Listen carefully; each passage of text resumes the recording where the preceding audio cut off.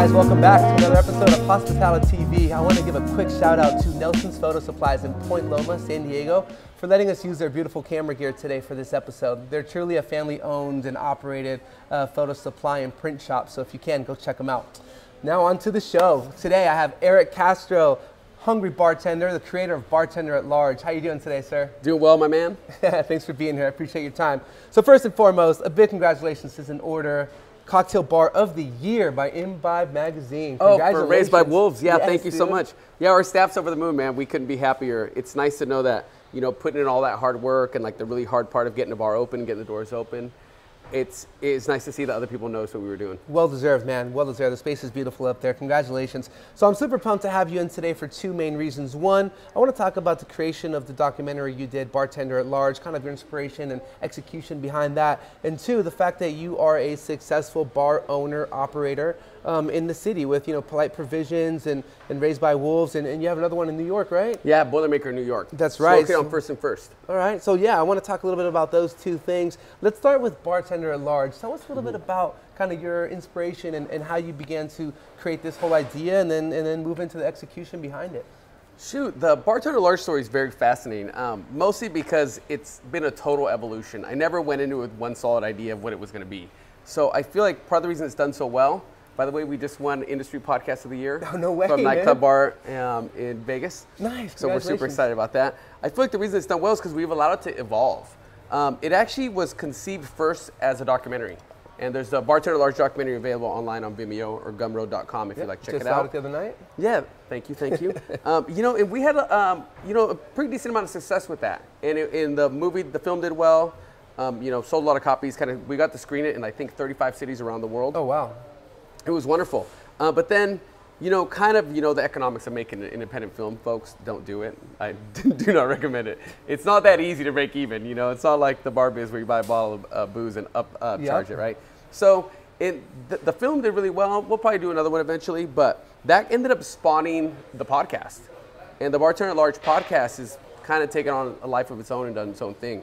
I mostly created it because I felt that there was a story in the industry, in the cocktail community that wasn't necessarily being told. There's a lot of venues for, you know, like the home bartender.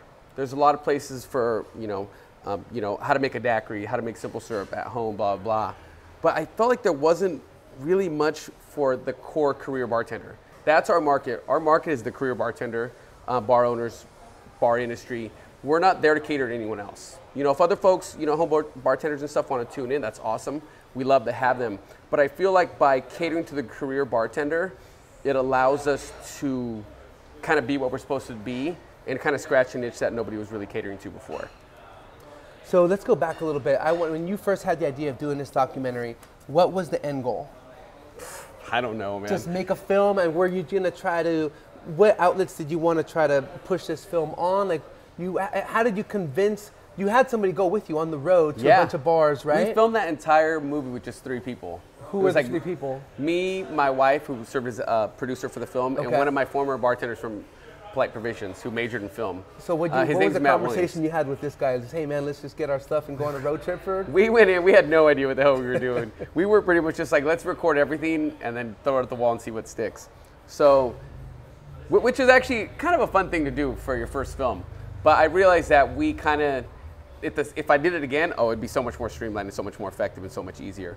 But I'm really glad that we were able to tell that story, because the whole idea behind the film was, let's go to places where the story of the bartenders is being told. You know, we intentionally avoided San Francisco, Los Angeles, New York, because I feel like there's already so much going on there that we you can read about it. That's where all the press in this country is based out of. So you already know what's going on there. So we specifically decided to focus on places like Riverside, California, you know, Boise, Idaho, Arizona, a lot of places that kind of have great flourishing cocktail scenes, but nobody's really hearing about what's going on there. What were some of the places that you were most impressed by, or people that you were that kind of like just shocked you and like, man, they're doing something really special here. I had no idea this was going on. I'm gonna tell you this, I was completely blown away by the cocktail community in this city.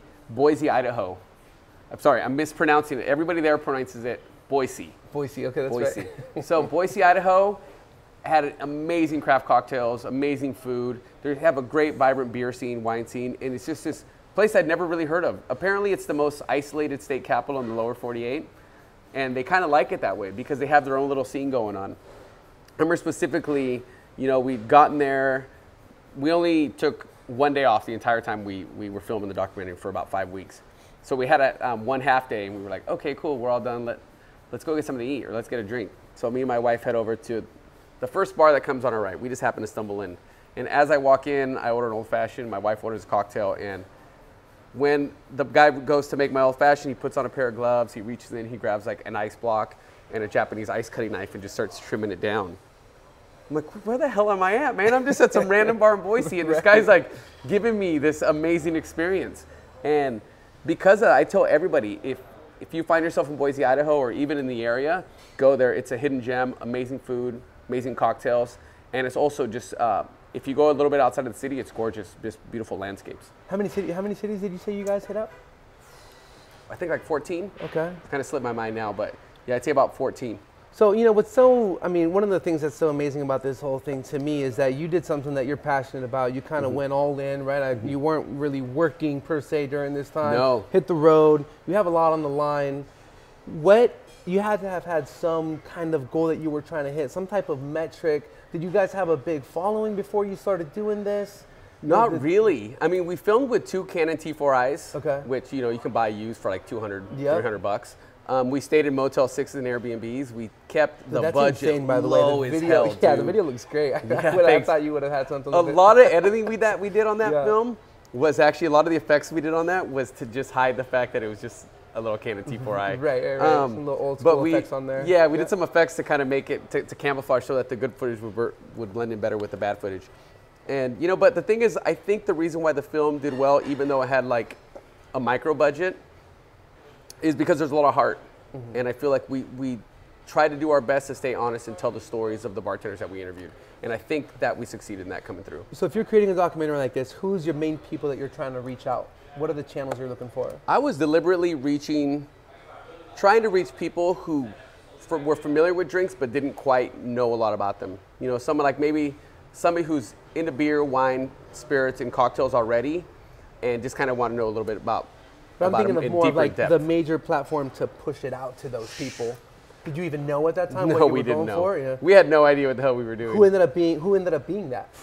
Luckily, we worked with a lot of spirits companies to kind of take it around the world. Got it, okay. And I think it did well at film festivals because we didn't have any other competitors who did something on a similar topic. And you're going out and reaching out to film festivals to be like, hey, we did this. Would you consider putting this on Yeah, there? we applied to a ton of film festivals. Only got into maybe about 15% of them that we applied to. But from what I've heard, actually, that's a good number. Yeah. That's a good acceptance rate. And I just think that's so interesting too, because I think half of it is the creative side of what you're doing, and you obviously have the talent behind it to go interview these people and kind of, have engaging conversations with them. But then once you have this product, just as important is how you distribute it, right?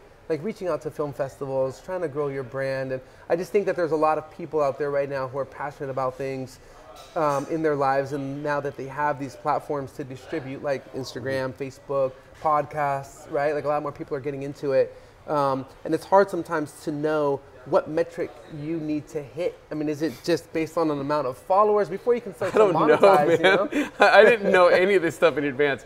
I mean, we'd already made the film, and then that's when I was like, oh shit, I should probably start Googling how to submit to a film festival. Right. We figured that stuff out on the fly, and honestly, I don't regret it. Sometimes I feel like you just have to jump into the pool without checking the temperature. Yep. I'm a big believer in having the right people, and the right people can fix an idea no matter what it is for the most part. They can either fix it or toss it out the window.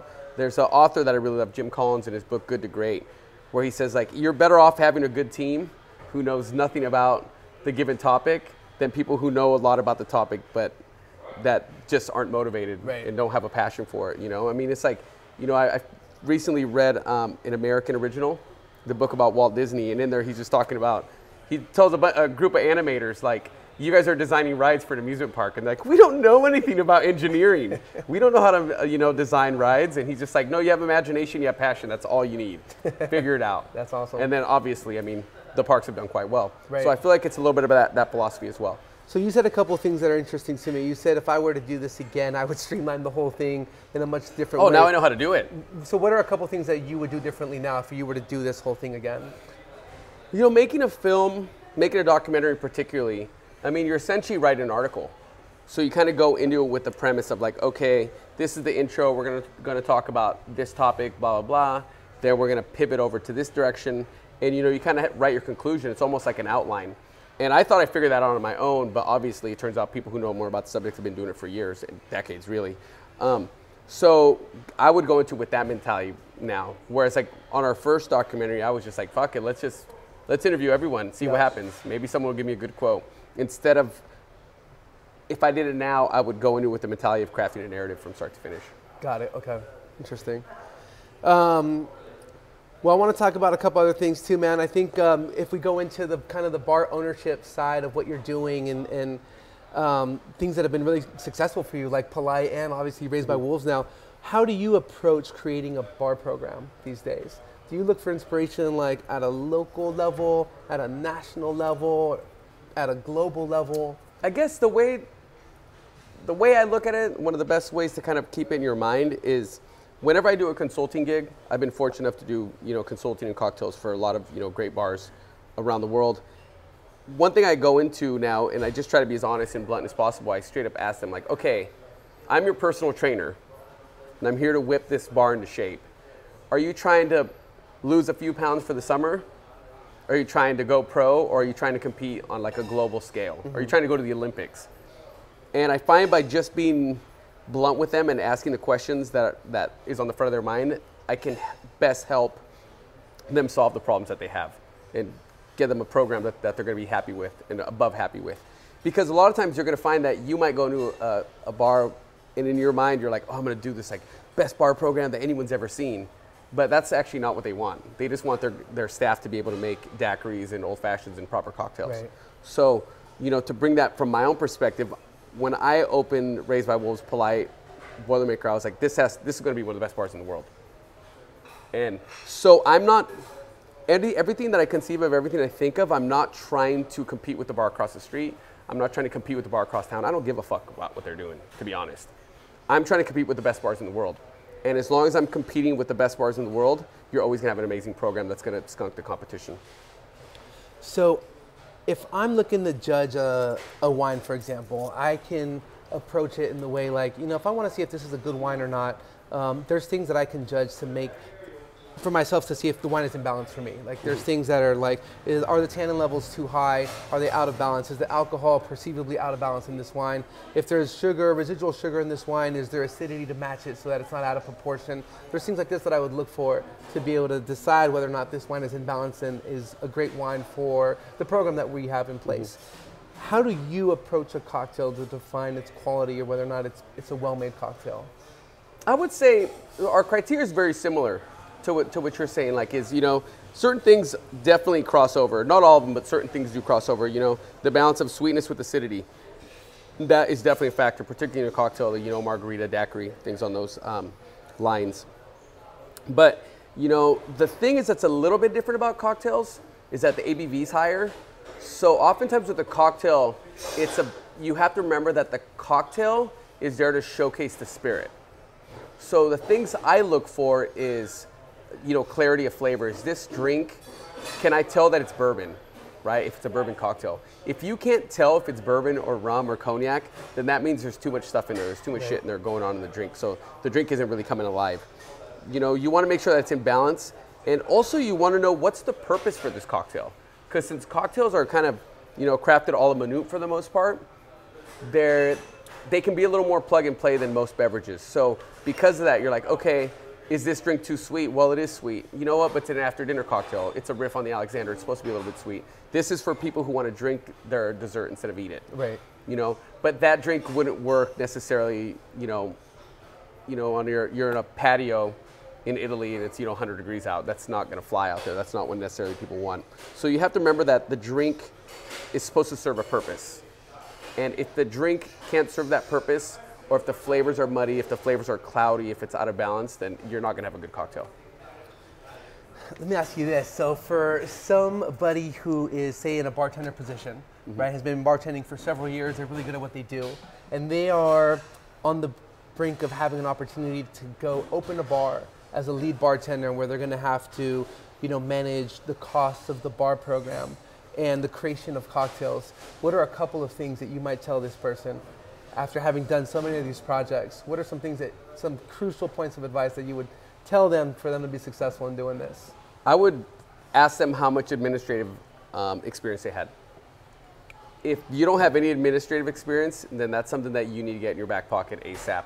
I generally don't recommend people become a bar manager for a new property unless they have a little bit of management experience already. At least, being a lead bartender, that would even help a lot. And if they don't, to not be scared right away, sometimes, you just got to jump in with both feet. I would recommend reading a few books on business. I feel like in our industry, you recommend any in particular? Oh my goodness, man! There's so many I recommend. In particular, I feel like if I was doing a tiki bar or someone was doing a tiki bar, they would go grab a few books on tiki cocktails and learn about the culture. If they were doing a wine bar, they would read a whole bunch of Windows of the World and really immerse themselves in wine. But when someone gets their first administrative leadership role, they don't treat that the same way. They should go get a couple books on leadership or management. Just because I feel like it's easy to see why, because in our industry, we don't fetishize that aspect. We don't fetishize what keeps the lights on. We fetishize the bitters and the ice cubes and the syrups and cordials and things of that nature. So I would tell them there's two that I really highly recommend. One is called Creativity Inc. It's written by Erick Castro, who's one of the co-founders of Pixar. And after he founded Pixar, he went and restructured Disney animation as well, which had kind of fallen behind in the 90s. So that book's about managing creatives. I recommend it to everybody because bartenders, we're like little artists, and we can be sensitive, but we're creative as well. So it's about learning how to manage those egos. Another book I would recommend. This is more for people who aren't necessarily, don't see themselves as reading a book on business. Is, oh my goodness, did I forget the name? It's Phil Jackson's book. Shit, I forgot the name of it. We'll plug it in. Phil Jackson's book. But anyway, in his book, he talks about how he managed the Bulls in the 1990s. And he kind of came in with like a Zen mentality of like restricting the ego and sacrificing yourself for the good of the team. And that book's great because it's an easy read. It's fascinating. Who's not going to, want to read a book about the Chicago Bulls? Right. It's a really easy read, but there's so many fundamentals in there and so many important rules on how to deal with people and deal with egos and just manage talent that I feel like anybody should be able to engage with the book. Nice. Fantastic. Well, man, I can't thank you enough for your time today, dude. Best of luck in the future. I'm sure I'll see you up there. Thank you so much. Thank you, brother. Guys, don't forget to follow HospitaliTV on Facebook. We have most of our videos going up on there. On Instagram at HospitaliTV. And of course, we are streaming on the podcast at iTunes at HospitaliTV. Thanks so much. See you soon.